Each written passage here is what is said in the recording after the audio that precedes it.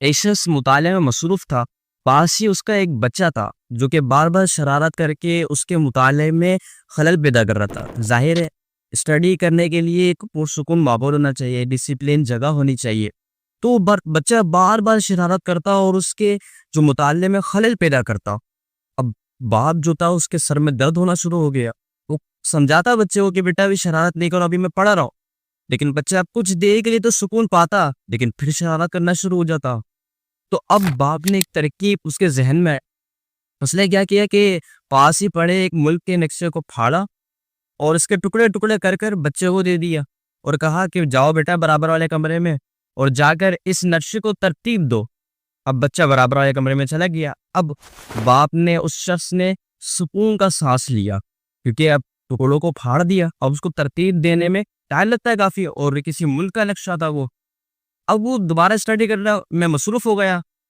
کچھ دیر بعد بچہ پھر آیا اور اس بچے نے کہا یہ لے ابو جان، میں نے نقشہ بالکل درست کر لیا۔ اب باپ بڑا حیران، وہ شخص کہتا ہے کہ بیٹا تم نے گھنٹوں کا کام منٹوں میں کیسے کر لیا؟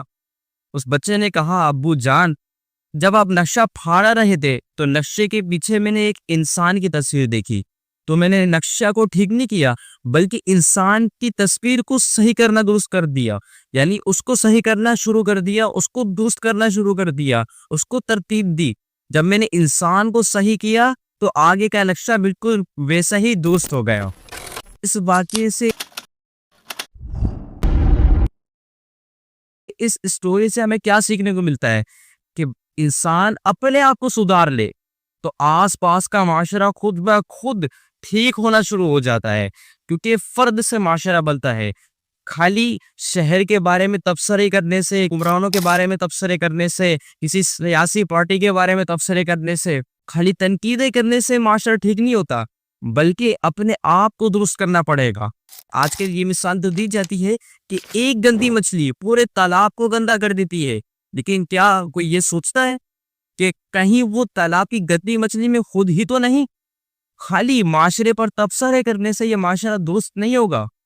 اس معاشرے کو صحیح کرنا ہے تو ہر فرد کو صحیح ہونا پڑے گا، ورنہ یہی ہوتا ہے کہ اس کے بارے میں کبھی غیبت کر رہے ہیں تو کبھی اس کے بارے میں غیبت کر رہے ہیں، کبھی معاشرے پر تبصرے کر رہے ہیں، کبھی حکمرانوں پر تبصرے کر رہے ہیں، تو کبھی یہ نہ کسی سیاسی پارٹی کے خلاف بول رہے ہیں۔